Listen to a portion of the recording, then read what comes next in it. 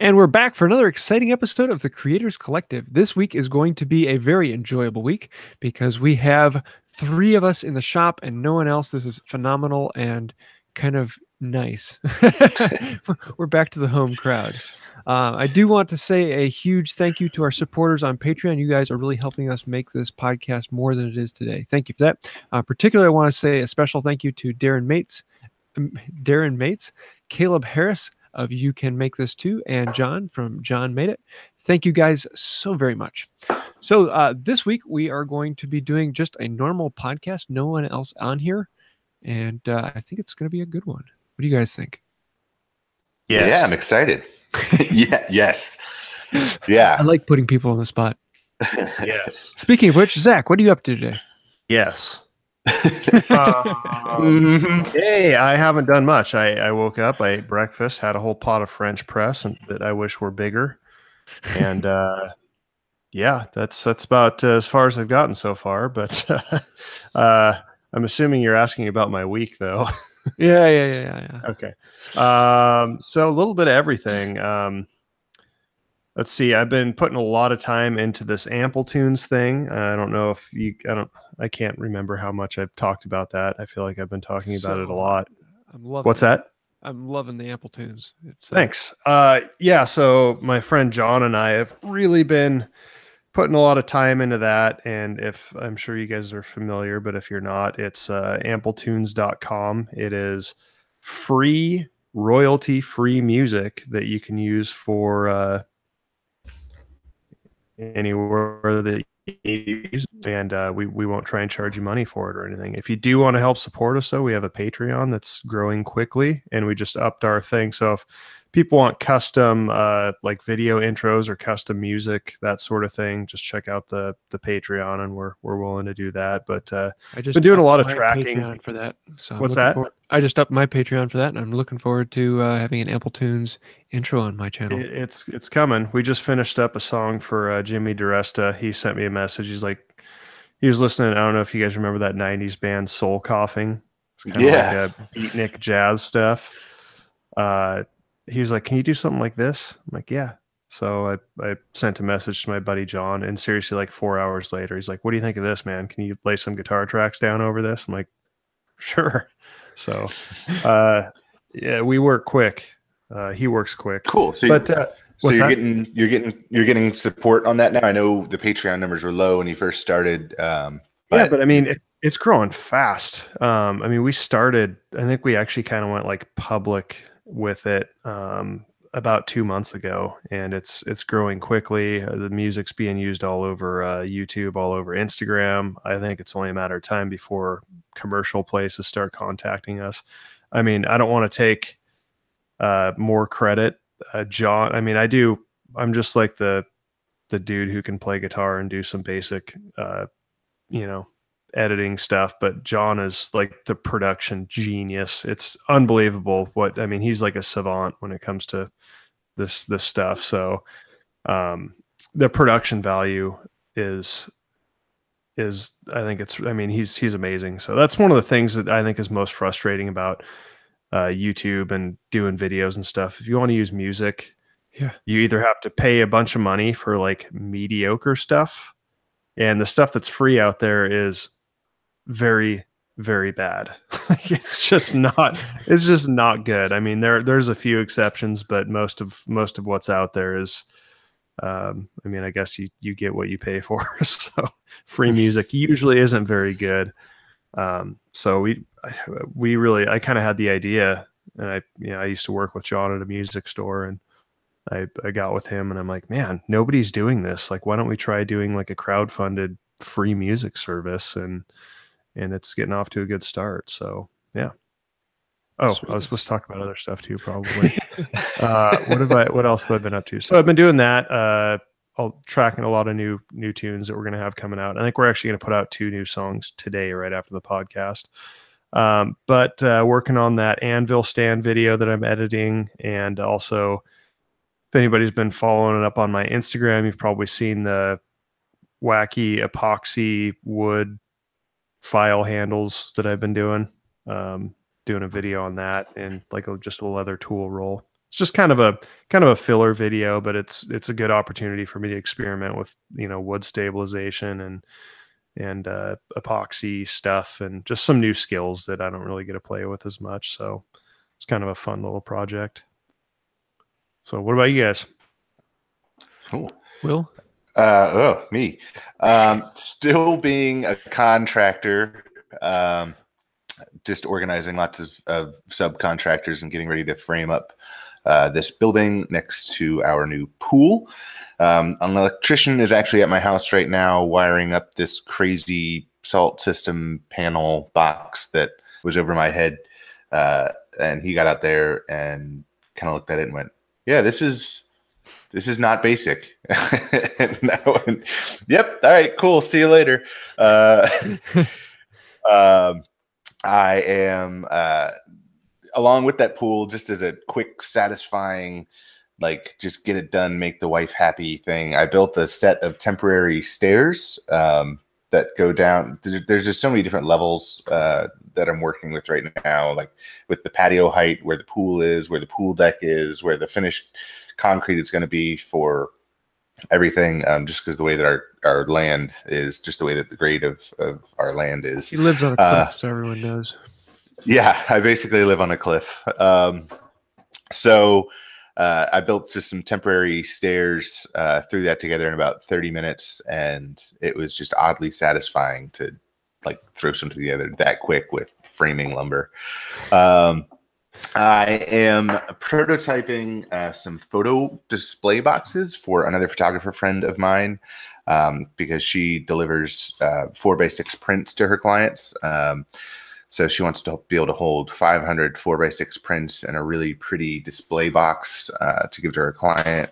So I'm prototyping some of those for dimensions and things like that, and take them over to her studio, let her say, oh, this would be cool. Can you add, more or less storage, or can we make it a little bit smaller, or can we put, a hinged lid on it versus just a regular, just box top, like a lidded box.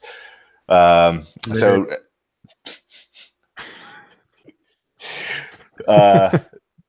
I made that out of walnut yesterday. I'll probably deliver that this weekend, maybe. And I started shooting video on my finishes video, where I'm comparing a bunch of different finishes, and then I'm going to put them through the, cold glass, hot coffee, alcohol test to see, what leaves rings, what doesn't, what holds up better, what is easiest to apply.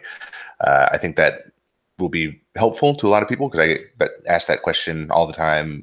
What finish should I apply to this thing? And I think I might try to make a plane till today. Ooh. Yeah. Shouldn't we start calling those hangers? Plane hanger? Oh. I know what a plane hanger is. I don't know what a plane till is until you said plane hanger. Yeah, I plane hanger. Because that'd be where you keep your Boeings and your. Boo! Boo! That was the joke of the day. All right, James coming out early. So I think I'm going to make a plane till today. And actually, I was watching your video on your plane till earlier, James. Mm-hmm. Do you still like the setup on your plane till? Oh, Did yeah. You change anything? No, it's perfect. I've not perfect. All right. Anything other than adding more planes. Awesome. It's fast. It's efficient. Holds them well. I like it. Cool. Well, what are you working on, James? Well, I have actually been working on everything. One of my goals for August is I want to have all my video footage shot and collated before August starts. So during the month, all I'm doing is editing, or then shooting the next month's worth. So I'm kind of staying ahead of the ball there. And so the last week I've been shooting a ton of videos, making a knife handle, making a chisel handle, carving a spoon, fixing a saw, making a towel rack, video on how to saw straight, and a bunch of other odd things. So I'll be doing one on My sharpening system, I've had a lot of questions recently about that, so I figured I'd just do a once and done video on that. And then, compass planes. And so that's been one I have a lot of questions on. The most sexy tool in the shop is a compass plane. At least hanging on the wall. I want a compass plane just to hang on the wall. Like, I don't know if I would actually use it that often, but I want one. You know what I haven't seen in anybody's logo? What? Take a wild guess. Nintendo 64. A compass plane. Come on, guys. Like, it seems like it would be nice because, you know, everybody's got the round logo, and then they put then they put normal planes in there, normal hand planes, or a saw blade. I just don't know that many. For the sexiest tool in the shop, why is it not in anybody's logo? That would be a good I don't know that many. I don't know that many shipwrights. Isn't that traditionally what a shipwright would use? A compass plane? No. No? No. Compass plane is mostly a joinery plane. I thought they were for like the insides of ships. No, that's it's compassed the other way, across the plane as opposed to lengthwise. What's the hollow version of a compass plane, or the Well, a compass plane would go either way. Oh, okay. Yeah. Now, the most common place for them to be used is like on the bottoms of stretchers and things like that, where you want to put that nice, even, perfectly round curve. Because the problem with most ships is that the curve is not consistent. It varies its radius. And a compass plane works great if you have a consistent curve that it can stay in the bottom of. But if the curve changes, then it's very hard to keep the mouth engaged because it's constantly rocking. I don't know. Well, I still want a compass plane. Yeah, it's a tool you don't use that often, but for those rare occasions when it can be something that you used, it just makes everything so much faster and easier. So is that something? I know it's a more traditional tool, a hand tool. Is that something that you could see using well in conjunction with, say, a bandsaw, like cutting a big sweeping curve on the bottom of a stretcher, and then exactly, then come back with a compass plane to because you don't use the compass plane to create the arc, you use the compass plane to just finish it. Okay. Because usually what I'll do is I'll chop in reliefs with a saw, then use a chisel and knock out the majority of the waste, and then do the last 1/8 inch or so with the compass plane. Okay. All right. Cool. Hey, Zach, I have a question. So I'm in need of an anvil because I want to start banging some stuff out. Cheap anvil alternatives. Do you think a piece of railroad track would be a sufficient first anvil for getting started with drawing steel out? Yeah, I mean, it's certainly better than nothing, and it can be done. If you have some money to put in, I mean, it's hard to say. It depends. I mean, I think you get what you pay for. I mean, you can certainly do things on railroad track, but you know, even like I have my first anvil, I still have it. It's a 70-pound NC Tools something or other. I think when I bought it, it was like $270 or something like that. Right around maybe $300 is probably what they're going for now. I would say that's worth it over a railroad track, just because the railroad track's kind of it's a higher carbon steel, but it's not super high. It's not near as hard as most of the faces on the anvil, and just the mass makes a big difference. Like, I couldn't believe going from my 70-pound to my 250-pound how much easier it is to draw metal out and move material. It's like, it feels like it requires about 70% of the effort to do the same amount of work. So I could only imagine going down instead of up, to a railroad track. It can certainly be done. I mean, if you ever watch Forged in Fire, like, there's people that win it that are like in a farm making knives with like a satellite dish full of charcoal. So, I mean, there's really no excuse. If you have something hard, I mean, it can be done, but it's just kind of how much effort you want to put into it. And I feel like like any hobby or getting into anything, the better tools you start out with, the better your, you're just going to have a better time working with it. It's going to be more encouraging to work with better tools. If that makes sense. Does that make sense? Yeah. Yeah. No, that makes sense. Kind of getting started off on the right foot. Yeah, exactly. I mean, having better tools makes everything more fun. So, I mean, I wouldn't say if it's like nothing or a railroad anvil, then go with the railroad anvil. But if you can spring for something a little bit nicer, just avoid anything cast iron. Right. I check your Craigslist because I bet where you're at, there's probably a lot of stuff floating around there. No, there are a lot. I've been checking for a long time, and I use if this then that, and I have been.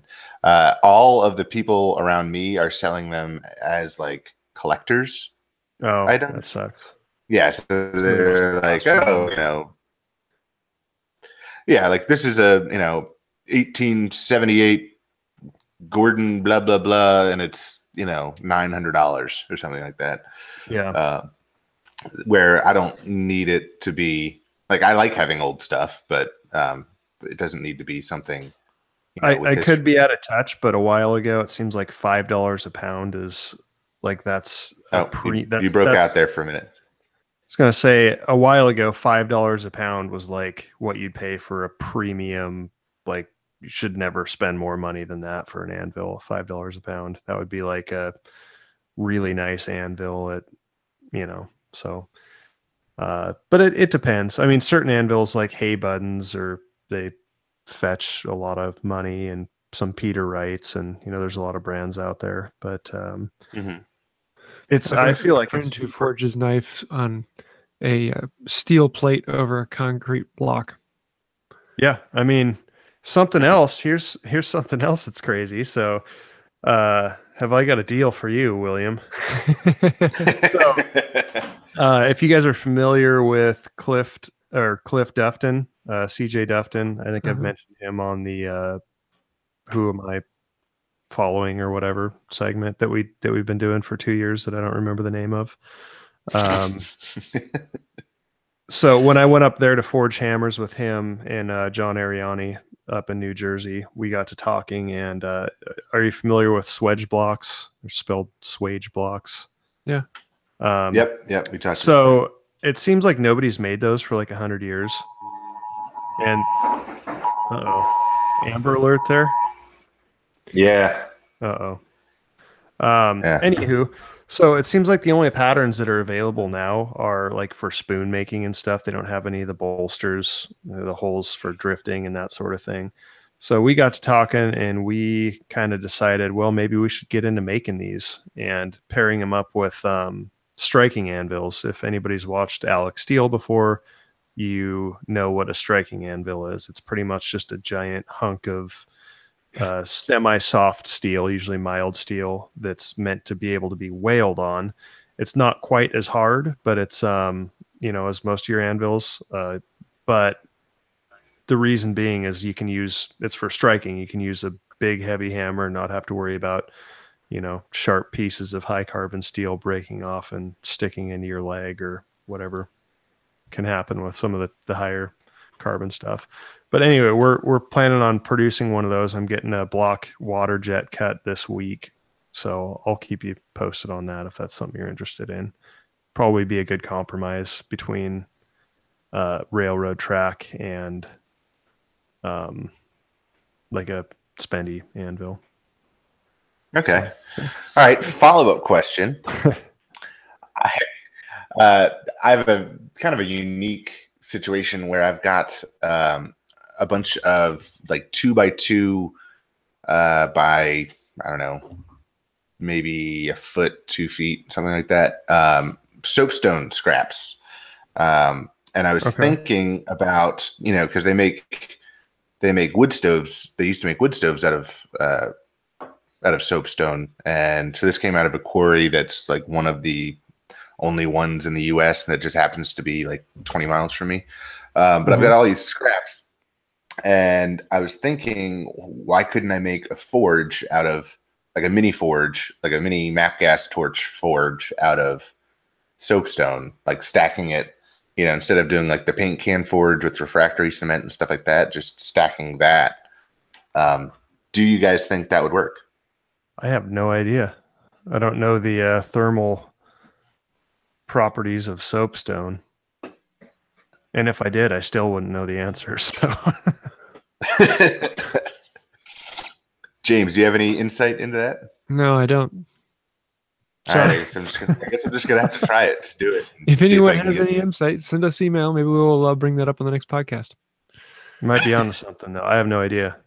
I mean, is soapstone like a good thermal insulator? Yeah. Oh yeah. It holds heat for longer than like any natural thing.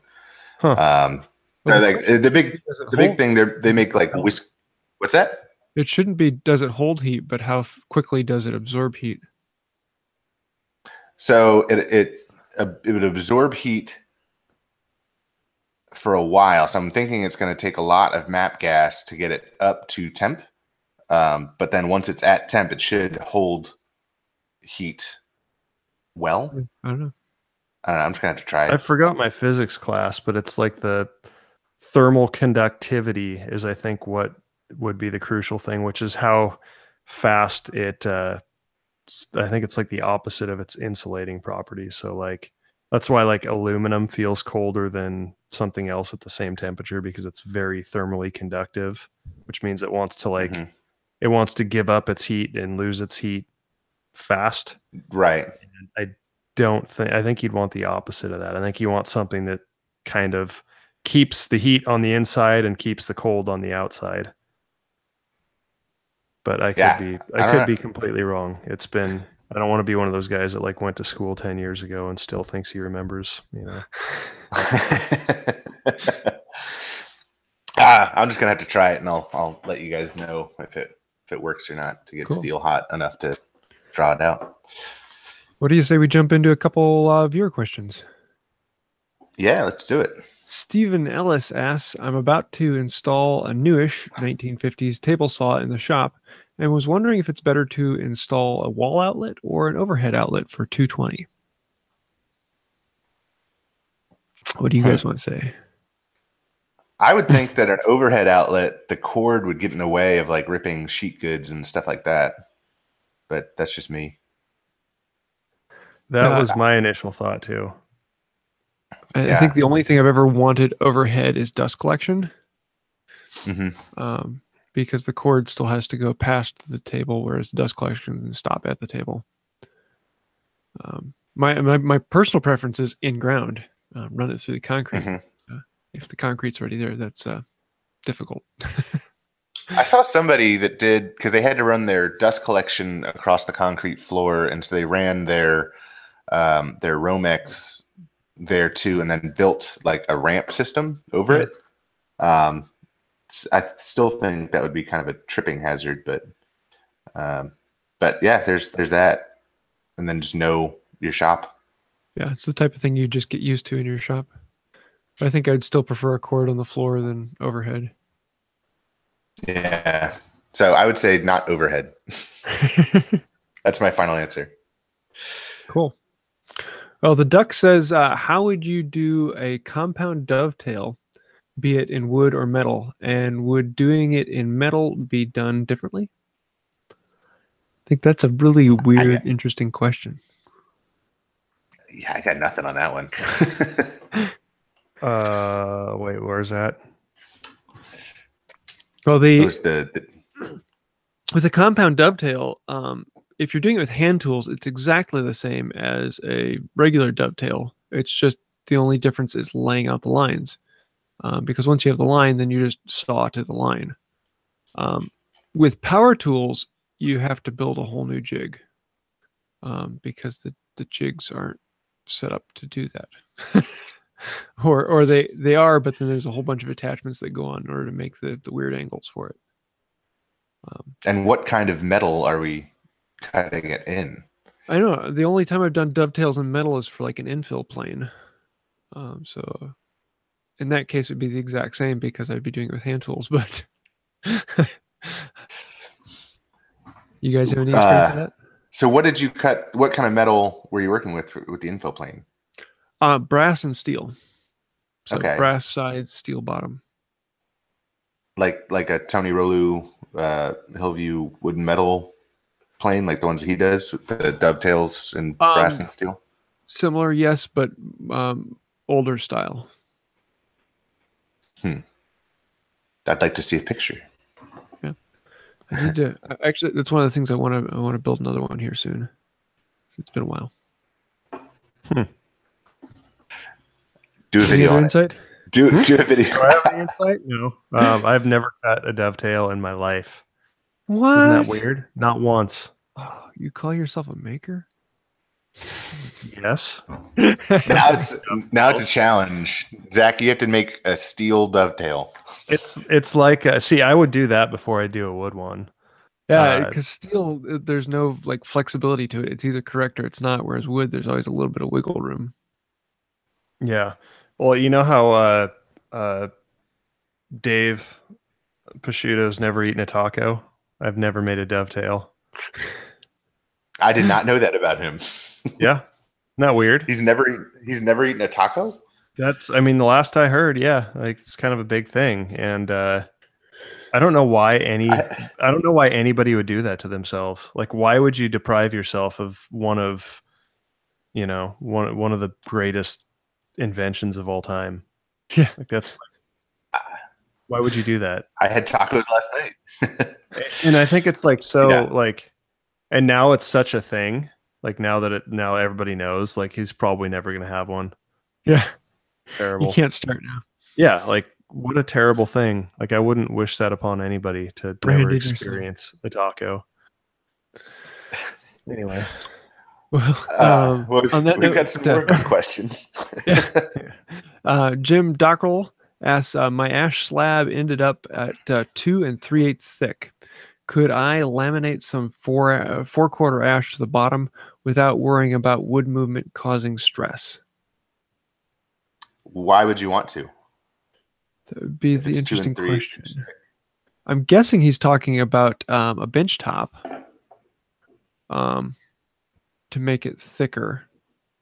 But, well, if it's ash from the same tree, there shouldn't be any expansion contraction joint, especially if the grain's all running in the same direction. It should flex all together. I would think that ash slab is going to move in more of a cup, like so where you'll have to flatten you have to flatten your bench top every few years, just with wood movement. I would think that there would be an issue, but that's just me. Yeah, I think I would actually take the slab and rip it up and then laminate those rips back together. Mm-hmm. Run the grain vertically. But that'd be my... I did that on the industrial table, the industrial desk that I built a while ago, the red one with the 3-inch C channel. I had a whole bunch of ash and ripped it and flipped it so that the end grain was actually running on the faces once I laminated everything, because obviously the steel frame of that desk is not going to allow the wood to expand and contract. So like I left like a 60, like 2, maybe 16th, somewhere between a 16th and 3/16 of a gap around the edges. So, and that was a couple of years ago and it's still holding up well. Yeah. Yeah. I like James's suggestion of ripping it, and then laminating it back together, because that way you can make it whatever thickness you want. Yeah, and then if you have to get more stock, then you have to get more stock to make it the width that you want. Cool. Yeah. Let's see. Salvaged yard designs. What would be your Mount Everest of build, and what materials would you want to use? Oh, that's a good one. We've answered similar questions before. Do you remember what our answers were? I know what mine is because it's my dream build. That someday when I'm in my 80s, I'll probably build it. And it's The a plane. 6-seat canard airplane, composite material. So either like a fiberglass or Kevlar reinforced system, so that the whole plane, it's basically set up so that the tail is in the front as opposed to be in the back. It's a far more efficient plane setup. And it would be fun to actually design, prototype, and build my own. And yeah, that'd be fun. That's my big dream build. Zack. James Orville Wright. What's your middle name? Loyal. Loyal? Loyal. Okay. That's a good middle name. That is a good middle name. God, mine, I don't know. Like, that's really hard. I feel like my interests change every like 2 weeks. I'm on to something different. I think it would be really cool to design, like, I don't know, like I think it'd be really cool to do a whole, not just one thing, but like a cohesive space. Like I think it would be really cool to design like, like an entire bar or like an entire hotel lobby or like some space, and design, the layout and the furniture and and build all of it. I think that would be, something along those lines where it's not just one thing. It's kind of this whole cohesive project. I think that would be a lot of fun. Probably be ridiculously stressful, but I think it's one of those projects where, I'd learn a ton and just really get to go to town in a whole bunch of different, realms. So I guess mine would kind of be along the same line with Zack, but I'm kind of doing it already. But so it's like, you take the things like, I built our house from the ground up. That was obviously a giant project, but it wasn't the first house that I had built. So, staring down, from a pile of dirt to the finished house, like it was a ton of work. And now filling it with, furniture that I'm making, everything in the house, except for the couches I basically made. And I'm kind of doing that with the house building right now. So as I'm building this thing, I'm going to fill it with, I'm going to make, custom bar tops, and I'm going to fill it with custom furniture, things that I want to make for myself instead of other people.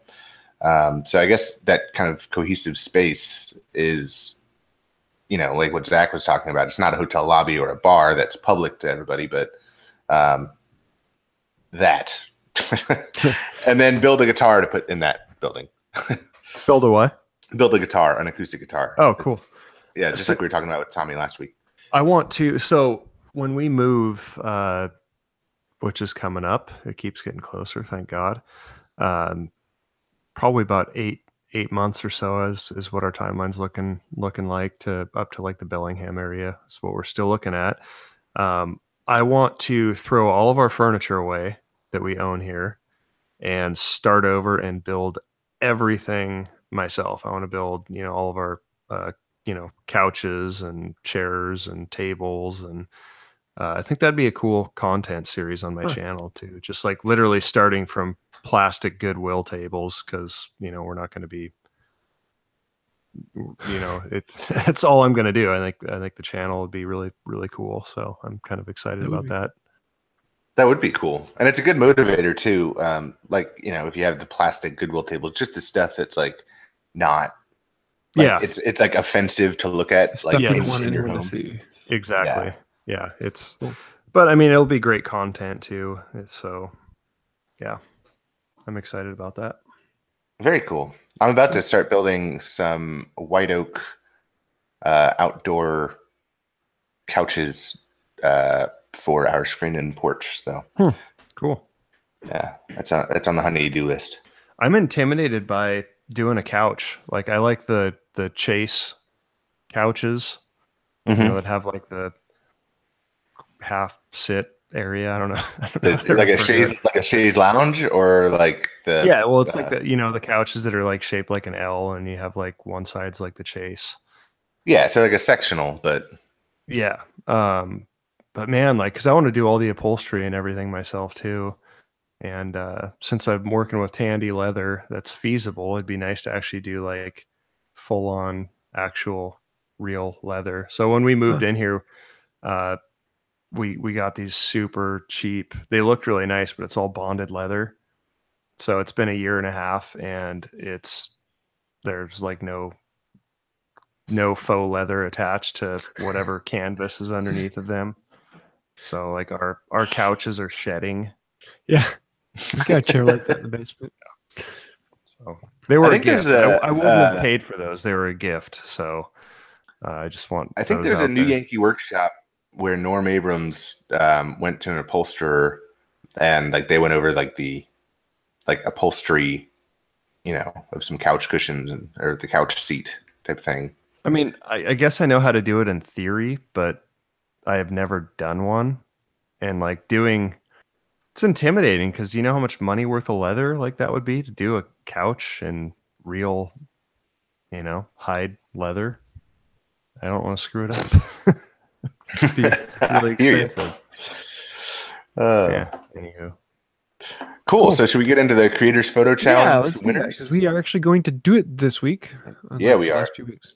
So this week on the Creators Photo Challenge, we were talking about contrast, and we had quite a few entries come in, especially this last week. So Will, why don't you tell us about what you chose?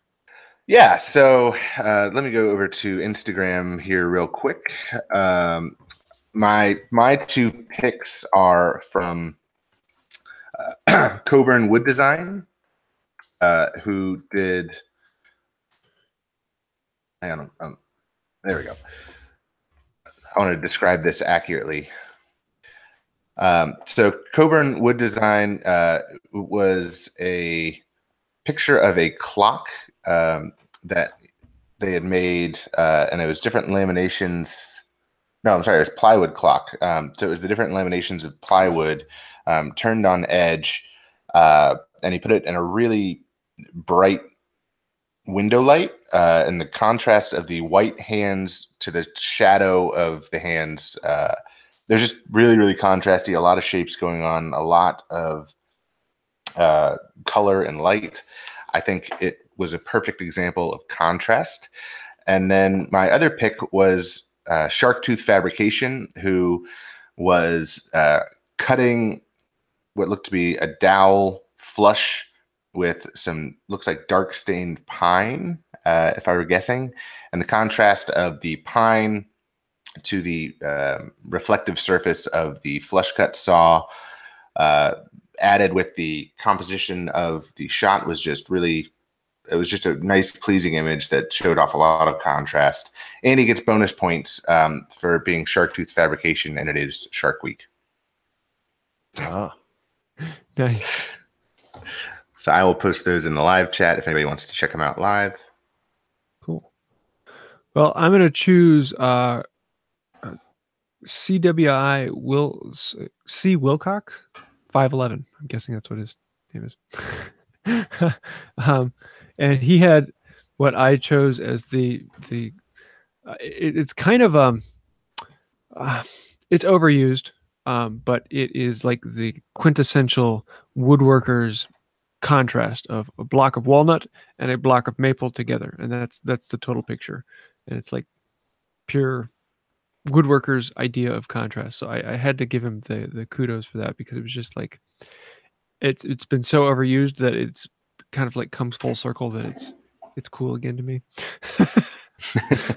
And then number 2, Little Water Woodworks. He has a picture of wood curls with I'm guessing it looks like maple and ash. Really cool, and of course they're wood curls, so I had to pick it. So there are my 2. What you got, Zach? my William picked. The same two? Same two. Oh, wow. All right. So James, you had yeah. to pick one of those two. Oh man. Then if I have to pick between those two, I'm going to pick the clock. That's Coburn Wood Design. Really like that. It was a well put together picture. Cool. So, Well, congrats. Who wins this week? I don't remember who sent the last one. Who does the prize? I don't know. It's been like a month since we've done these. I think it's you, Will. Is it me? All right. I'll send you. Wait. Who did it? Was I supposed to send something to the last person? If you haven't received your gift, and you should have, please let us know. Yeah. If I was supposed to send you something and I didn't, let me know and I'll send you something. I had to order more shirts like a week ago because I'm already out. So those should be showing up. If you're a large or an extra large, you're out of luck until I get that new order in. But yeah, if I owe somebody a shirt, let me know. Cool. Well then, Will, what did he get? Let's see. What did he get? I haven't made it yet, but I am planning on making a marking knife. So I'll just make 2 while I'm at it, and I'll send you one. Sweet. Yeah. Someone got a precious special gift. Yeah. So congrats, Coburn Wood Design. Get in touch with us. Send us your contact info, and we will, either one of us, any one of us, or just message us or email us. Find us somehow. But well, we have already done the joke of the week, and actually, we don't have one in the list for next week. So, if you have a joke of the week and you'd like to submit it, please send it to us, and we will add that in. We're actually out of jokes for right now, which is like, oh no. No, there's one in the live chat earlier. I'm trying to scroll back, and I'll add it to next week. But I don't remember. Anyway, cool. Sorry to derail. Well, let's get into what we're watching, reading, and inspiring us. Will, what do you have? So I've been doing a lot of photo editing lately. So I haven't been doing a whole lot of YouTube, but on my second monitor, I've just been keeping a show just to keep some background noise, something going on. I just binge watched The Last Kingdom, which is a Netflix original series, and it was during the Viking raids of what was Wessex, East Anglia, Northumbria, Mercia, basically, what is now the United Kingdom. All the EAs. Yeah.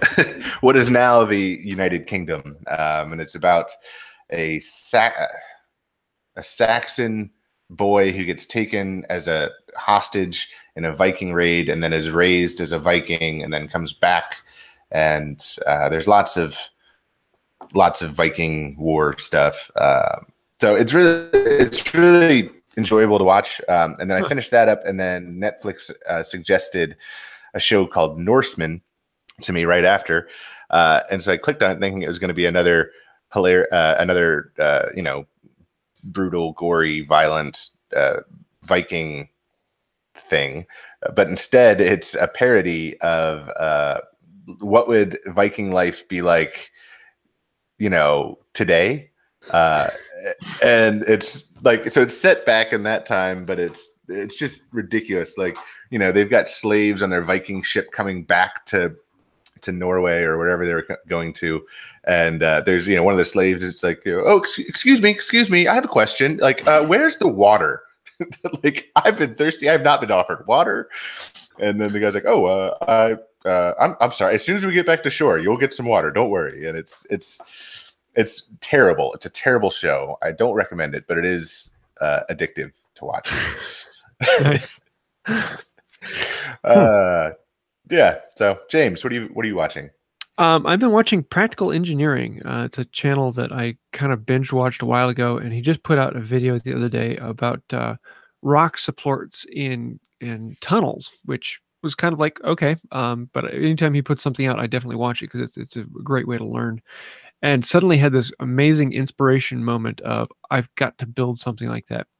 And basically to demonstrate how screws put into rocks inside of tunnels hold it together, to demonstrate that fact, he basically built a coffee table and filled it with loose rocks and then put bolts top to bottom and then took out the supports top and bottom. And all of this loose gravel held in place like a coffee table with just bolts. and it was like, I've got to build a coffee table like that now. And literally the entire surface of it is loose gravel held together with bolts. Just a total mind job of a build, and the inspiration is incredible. So now I have this running in the back of my brain, and it'll probably pop out in a year or two. But it was a really, really cool video. You definitely gotta take a look at. Zach, what you got? So I have to give a shout out to Josh Scott Knives on Instagram. So a while ago, I don't know if you guys remember those little pocket cleavers that I made. Those were influenced by some of his designs, and me not being a knife guy, I just looked up pocket cleavers. And I'm like, oh, these are really cool. I'm going to do something similar. And the one that I did was based off of one of his designs. And I just wanted to give him a shout out. And like I said, I don't really know how the knife game works. I just saw something that was cool, and his designs are a lot more unique than I thought. So I just wanted to give him a shout out. And if you guys are into that sort of thing, he does some really cool work. And he's actually not too far. I was talking with him on Instagram the other day. He's not too far from where my wife is from in Ohio. So there's a potential collab that might be happening in the future once I figure out how to smash some Damascus with my press. So if you guys are into knives, check his Instagram out. He's got some really cool stuff. Sweet. Well, Cool. Do you have a favorite product of the week, Zach, or should we move on to Will? Yeah, do somebody else. Will, what you got? I have rare earth magnets. So Ooh. yeah, so Okay. I ordered some for a specific purpose that now I can't remember what it was, but then I had some left over, and I just started sticking them everywhere in my shop. So like the chuck key for my drill press, I put a rare earth magnet on the side of my drill press, and I put the chuck key on that, so it's always right there. Over at my lathe, I put rare earth magnets all over my lathe so I can hold my wormwood screw, the key to open the jaws of the chuck on my lathe, the little pin to stop the spindle from turning, so you can index the little indexing pin. I don't know if you guys are familiar with what I'm talking about. Yeah, certain lathes have an indexing pin, and so I just found it to be like ridiculously useful around the shop, just putting them everywhere. So that's my thing. Rare earth magnets. They are so much fun to play with. They really you are. can hurt yourself with those things. Yeah, I used to have two 300-pound magnets, 300-pound pole magnets. They were 6-inch in diameter by 2-inch thick, neodymium, and I had to make sure I kept those two magnets at least 6 feet apart, because if I brought them like 3 foot apart, they would yank together and smash anything between them with 600 pounds of pole.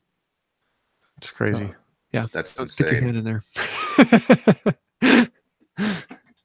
I have like those mag switches, which are amazing for welding stuff. They're I mean, one of them's called like the mag vice, and I think it has like 1,000 pounds or something of force. I could be totally wrong, but it's ungodly. I mean, you could set like a 4x8 sheet of 1/8 inch steel on this thing and hold it at like a 45-degree angle. It's nuts. But I usually clamp it to the side of my welding table, and you guys have probably seen those key fobs that I make. I usually have those around my like one of my belt loops, and like probably 3 or 4 times a day I'll be walking by like around the table, and it'll just like suck my just like pull me into the table. Yeah. Anyway. Okay. Is that your product of the week? No. No. And in fact, how's that for a twist? He's actually got one. Yeah. So actually I went to Tandy Leather the other day and got some goodies. I saw in one of their catalogs, they just came out with a burnishing machine, and it's a little motor with a burnish wheel on the side, RPM. And it's pretty incredible because burnishing the edges of leather is not fun. Yeah. It takes a long time. And when with this thing, it doesn't take a long time. So yeah. Sweet. Cool. Well, I'm actually going to shout out to my DMT diamond plates. I have a video coming out later today, which actually should be coming out any moment now. And my 8-inch DMT diamond plates, I absolutely love them, and they make sharpening so fast, so efficient, and you don't have to mess with anything. There's no flattening. There's no moisture problems. You just clean them up, you go, and you're back in shop. And sharpening a chisel is a 30-second process, even with a nick in it. They're just really, really fun, simple tools that I have had for years and love. So definitely check them out. So I think that's about it for this week. You have used up another, 50 minutes. Oh my, we've wasted a lot more of your time than we should have. I want to say a huge thank you to our patrons on Patreon. You guys are really helping us out. If you'd like to find out more about that, you can do so at patreon.com/Creators Collective. And that is about it for this week. And until next time, have a wonderful day. Thanks, guys. See you guys.